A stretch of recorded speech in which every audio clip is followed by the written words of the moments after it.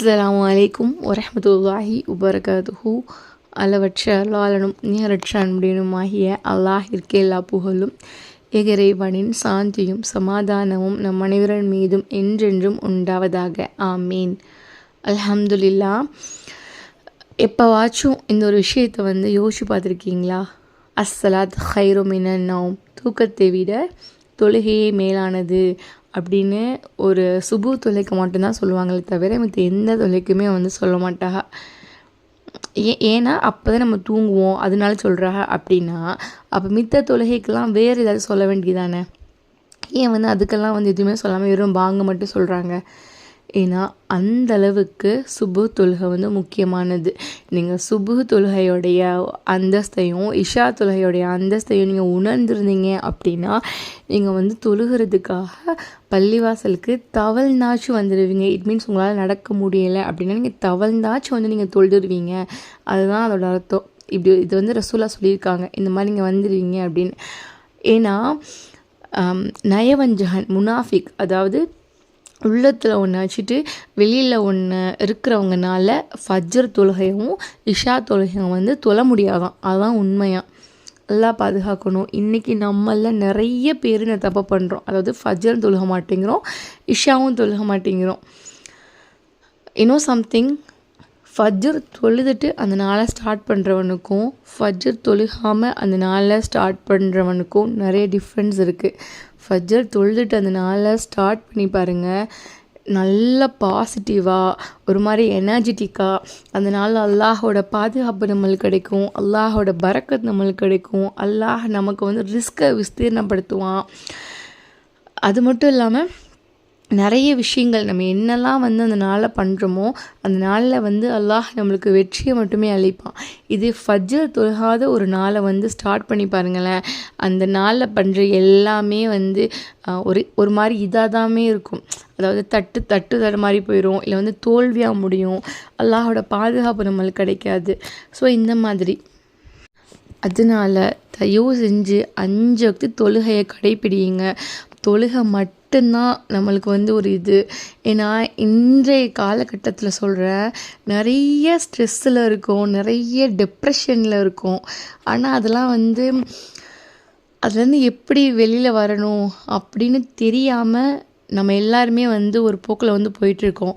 நிறைய பேர் ஸ்டேட்டஸ் போடுறதுலையா இருக்கட்டும், இன்னும் நிறைய பேர் இந்த மாதிரி தப்பான உறவுகளை தேடிட்டு அதன் மூலம் டிப்ரெஷனை போக்குறதா இருக்கட்டும், இந்த இன்ஸ்டாகிராமில் யாருன்னே தெரியாதவங்களோட பேசுகிறதா இருக்கட்டும், இல்லை ஃப்ரெண்ட்ஸோட பேசினா எனக்கு மைண்ட் ரிலாக்ஸ் ஆகும், இந்த மாதிரி இல்லை சாங் கேட்டால் எனக்கு மைண்ட் ரிலாக்ஸ் ஆகும் அப்படிங்கிற மாதிரிலாம் நிறைய நம்ம கேள்விப்பட்டிருப்போம். நம்மளும் அதை பண்ணிட்டு தான் இருந்திருப்போம். அட்லாஸ்ட் இதில் எல்லாத்துலேயுமே நமக்கு அந்த ப்ராப்ளம்க்கான சொல்யூஷன் கிடைக்காது, நிஜமாகவே கிடைக்காது. அழுகணும், அழுது புலம்பணும், பேசணும். யார்கிட்ட தெரியுமா? நம்ம ரப்புக்கிட்ட. ஒரு தாய் நம்மளுக்கு எவ்வளோ நல்லது நினைப்பாங்க. ஒரு தாயை விட 70 மடங்கு அவன் நம்ம மீது அனுபவிச்சிருக்கான். அப்படிப்பட்ட ரப்பு நம்ம பேசுகிறத கேட்குறான். நிச்சயமாக அந்த சுஜூஸில் விழுந்து கேட்குறதுமே எப்படி தெரியுமா இருக்கணும்?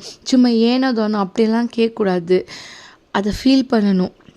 நம்ம ரப்புக்கிட்ட நம்ம பேசுகிறோம், இப்போ நம்ம பேசுகிறதெல்லாம் அவன் கேட்டுக்கிட்டு இருக்கான். நிச்சயமாக நம்ம கேட்குறத அவன் கொடுக்கக்கூடியவனாக இருக்கான்.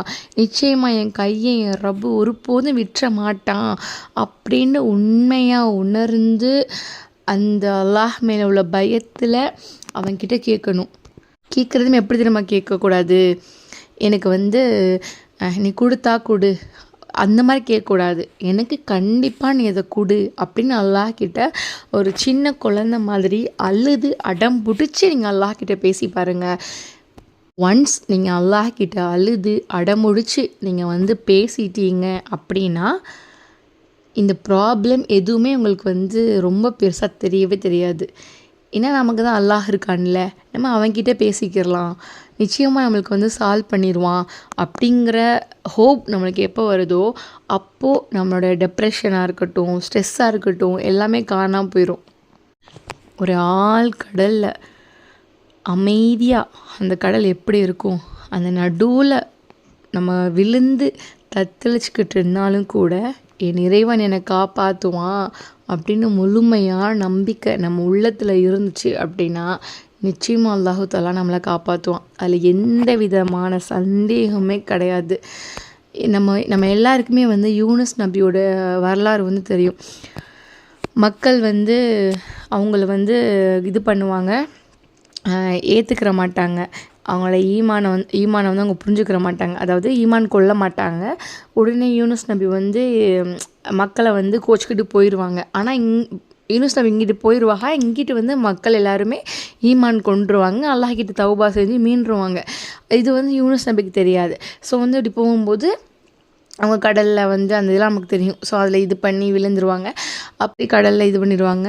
அப்போ கடலில் விழுந்த உடனேயே அவங்க வந்து ஒரு பெரிய டால்ஃபின் வந்து முழுங்கிரும். அப்போ அந்த நொடியில் அவங்க மனசில் என்ன தெரியுமா ஓடிச்சு, என்னோட இறைவன் என்னை காப்பாற்றுவான். அவங்க வந்து பயப்பட்டாங்க, எல்லாமே பண்ணாங்க. ஆனாலுமே அவங்க தெளிவான ஒரு ஈமானில் இருந்தாங்க. அவங்களோட ஈமான் அந்த இடத்துல உறுதியாக இருந்துச்சு. இதுதான் வந்து இதுவே. இப்போ நம்ம நிறைய துவா செய்கிறோம், ஆனால் அது கபுலாகலை அப்படின்னு நம்ம வந்து கம்ப்ளைண்ட் பண்ணுறோம். ஆனால் ஒரு விஷயத்தை நல்லா யோசிச்சு பாருங்களேன். என்னைக்காச்சும் ஒரு நாள் உங்களுடைய துவா வந்து அல்லாஹ்விடத்தில் கபுலாக இருக்கும். அந்த துவாவை நீங்கள் அல்லாஹ்கிட்ட எப்படி கேட்டிருப்பீங்க? ரொம்ப அழுது புலம்பி, ப்ளீஸ்டா அல்லாஹ் என்னால் முடியலை, எனக்கு கொடுத்துரு, உன்னை விட யாருமே இது பண்ண முடியாது அப்படிங்கிற மாதிரி ஒரு அடிக்கடி அந்த துவாவை கேட்குறது, இது கண்டிப்பாக வேணும் அப்படிங்கிற மாதிரி ரொம்ப இதாக கேட்ட துவா அவங்களுக்கு நிச்சயமாக கிடச்சிருக்கும். ஸோ அதுதான் அந்த இடத்துல பிரச்சனை. நம்ம எல்லா துவாவையுமே ஒரு வாட்டி கேட்டோமா அதை விட்டுறவே கூடாது. அதிகமாக கேட்டுக்கிட்டே இருக்கணும் அல்லாஹ் கிட்ட. கேட்க கேட்க கேட்க அல்லாஹு தஆலா நிச்சயமாக நம்மளுக்கு அந்த துவாவை கபூல் செய்வான். எப்போ நீங்கள் வந்து அல்லாஹை அன்றி பிறரிடத்தில் உங்களோட தேவைகளை கேட்குறீங்களோ அப்போவே வந்து அல்லாஹ் நீ வந்து பிறரிடத்துலேயே கேளு, அந்த நிலைமை நம்மளுக்கு ஆக்கிடுவான். அல்லாஹ் பாதுகாக்கணும். அவன்கிட்ட மட்டுமே கேட்டு பெறக்கூடியவர்களாக அல்லாஹ் நம்ம அனைவரையும் ஆக்கணும். அதுக்கு அல்லாஹை நோக்கி நம்ம ஓடணும். அவனை மட்டும் தேடணும் அப்படின்னா நிச்சயமாக அவன் மட்டுமே நம்மளுக்கு உதவி செய்வான். இன்ஷா அல்லாஹ் அல்லாஹை நோக்கி மட்டுமே ஓடுங்க. உங்களோட வாழ்க்கை மிகப்பெரிய வெற்றியை சந்திக்கும். அஸ்ஸலாமு அலைக்கும் வரஹ்மத்துல்லாஹி வபரகாத்துஹு.